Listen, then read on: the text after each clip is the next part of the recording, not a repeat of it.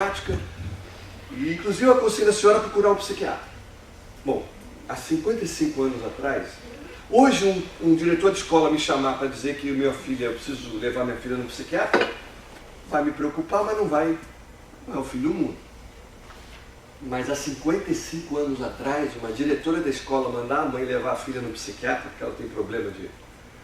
é choque elétrico, né? A mãe vai desesperada do psiquiatra, o psiquiatra conversa com a menina, meia hora depois da conversa, ele fala assim, agora você espera aqui que eu vou conversar com a sua mãe lá fora e já volto. E saindo do consultório, ligou o rádio. Isso estava em 1950. A mãe, quando o cara sai, assim, poxa, e aí, doutor? Calma, sua filha é uma pessoa normal, uma menina normal, que tem dificuldade em matemática, mas pelo que eu pude perceber na conversa, é apaixonada por música, apaixonada por dança. Os olhinhos dela brilhavam na hora que falava disso. E aliás, vem ver aqui, pela janelinha da porta, olharam dentro do consultório a menina dançando, porque o rádio estava ligado, a menina começou a dançar dentro do consultório. Aí ele corta e fala assim, quem é essa menininha, que eu estou contando essa história? Falando de Gillian Lynne, que ninguém conhecia, eu não conhecia, mas enfim, que é a coreógrafa do Royal Ballet da Inglaterra, uma coreógrafa. Aí ele pergunta assim, Gillian Lynne, o que a sua mãe fez? O médico recomendou minha mãe a me botar numa escola de dança. E minha mãe me botou numa escola de dança. Na hora que eu entrei ali, e que eu vi pessoas que, como eu, só conseguem raciocinar andando, em movimento, não conseguem pensar sentada numa cadeira, e muito menos 5 horas por dia sentada numa cadeira, eu me encontrei. Eu encontrei outra, né? A minha razão de viver mudou. E ela, além de passar e ter se virado a maior coreógrafa, passou em matemática e física do jeito que deu, porque até o desempenho escolar em outras matérias foi melhorando. O que essas histórias todas que eu contei aqui têm em comum? O nosso sistema educacional, a sociedade como um todo, né, nós estamos relatando assassinatos. Quer dizer, não são só aqueles que matam com revólver. Você matar a criatividade de uma criança, você matar, não permitir que o potencial das pessoas se desenvolva, obrigar que só determinadas habilidades sejam avaliadas dentro da escola, isso é uma barbaridade. Na sociedade industrial, criatividade, autoestima e autoconfiança não era importante, porque eu queria formar mão de obra. O Ford, do carro, dizia que o bom operário é o que deixava o cérebro em casa. Porque, de fato, na linha de montagem, ele tem que ficar apertando parafuso o dia inteiro. Se ele parar para pensar na filha, na mulher, no marido, vai passar uma porca que ele não vai apertar. Ele não seria um bom operário pensando. Ele é um mão de obra. Ele está sendo formado para ser mão de obra. Não precisa pensar. Aliás, se pensar, atrapalha. E ele tinha razão.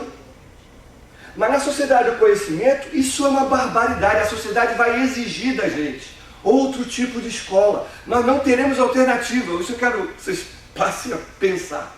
Nós não teremos alternativa. Esta escola está condenada ao fracasso. Nós não precisamos mais de mão de obra. O que nós precisamos... Porque essa escola, essa sociedade, entra gente que acha que pode desenhar Deus e forma um robô. Gente que é para pensar tudo igual, fazer tudo igual. E isso vai passar a ser cada vez menos valorizado.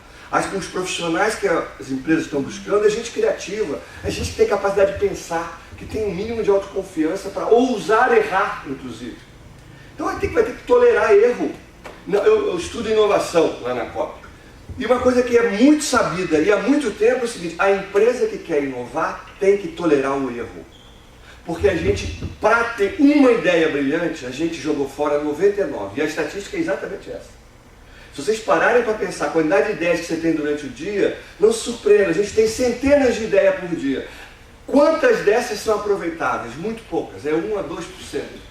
E é assim, uma empresa que quer inovar vai errar muito mais do que acertar. Para poder acertar, ela teve que errar muito, isso é inerente ao processo de inovação. E se vocês pararem para pensar, é inerente ao processo de aprendizado. Como é que a gente aprendeu a andar? Alguém aqui aprendeu a andar lendo um livro? Não, não foi. Foi desse jeito que todo mundo sabe. E para poder andar, ninguém saiu da barriga da mãe e saiu correndo em direção ao pai. Não. Caiu muito, tropeçou muito. E dependendo da reação do ambiente, ela aprendeu mais rápido ou menos rápido. Se a mãe, quando ela caiu pela primeira vez, a mãe gritou, botou a mão nos cabelos, assustou a criança começou a chorar. Se ela não fizesse nada, se a mãe ficasse parada onde ela está, a criança ia naturalmente se levantar e tentar andar de novo, e tentar andar de novo, e tentar andar de novo. A gente desaprendeu a andar. O Rubem Alves, que é um cara que eu gosto muito, li vários artigos dele muito interessantes, que é um educador, um filósofo, ele diz que o nosso desafio é exatamente esse. Assim. Talvez a gente tenha que agora, quando a gente vê uma criança, uma mão de um adulto segurando uma mão de criança, a gente pensa normalmente no adulto carregando a criança. Ele falou que talvez o desafio educacional hoje nosso seja de pensar exatamente o contrário. Como deixar que a criança que nos habita, que não tem medo de errar, a que quer responder, né? Que é criativa, que levanta quando tropeça, que a tendência dela é deixar a gente, guiar a gente, ao invés das restrições que a gente aprendeu com o mundo adulto. É uma pergunta interessante para a gente fazer. Bom, então para encerrar, não tem regra, mas assim, algumas dicas de como é que a gente sabe já isso, estudando inovação, que é outra área, mas que tem a ver com a educação. Se conhecer é o primeiro passo, a gente tem que conhecer quais são os nossos talentos. E aí não achar que o único talento é o cara ser bom em matemática. Quem é o cara inteligente da sua turma? Se eu perguntar assim, quem era o cara inteligente na óptica da escola, vocês vão pensar no cara que tirava 10 em história, tirava 10 em matemática. Olhem agora para a turma de vocês, quem tirava 10 em história e 10 em matemática, eu conheço os meus amigos. Onde eles estão? E onde é que estão os caras que tiravam, às vezes, nota ruim? Na minha turma, não sei se é o caso de vocês, na minha turma, os caras mais brilhantes hoje não são os que tiravam 10 em matemática e em história. Não são. Então, para vocês pensarem. E tem gente que pesquisa isso em Harvard, Stanford, e comprova isso. Não é o cara que tira a melhor nota que vai ser o cara. Alguma coisa tem que fazer a gente refletir. Talvez porque a gente não esteja olhando o talento e o potencial das pessoas, deixando elas desenvolverem outros aspectos, né, que não são só sua tribo. Criar sua rede é fundamental, né? Com quem você vive, com quem você convive, com quem você interage. Eu converso com o porteiro do meu prédio, sobre o assunto que vocês imaginam qual é. Qual é o assunto que eu converso com o porteiro do meu prédio? Futebol.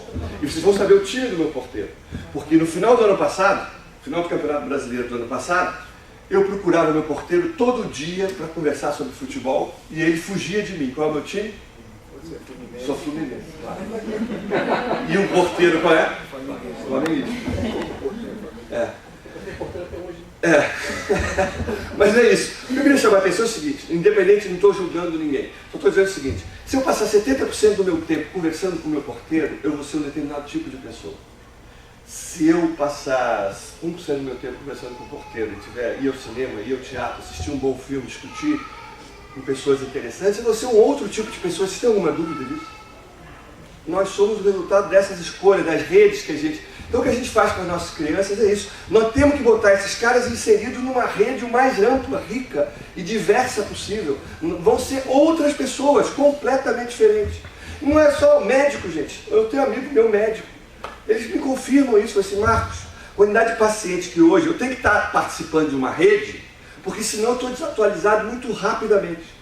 Eu vou receitar um remédio, o paciente diz para mim, esse remédio eu não tomo. Eu já li na internet que agora tem um outro remédio mais moderno.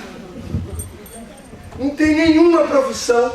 Eu tenho uma lista com mais de 10 mil pessoas, ex-alunos do CRI, um deles está aqui na minha frente. E outras pessoas, o Eduardo. Como é que eu me mantenho atualizado sobre gestão do conhecimento? Vocês acham que eu fico 8 horas na internet pesquisando? Claro que não.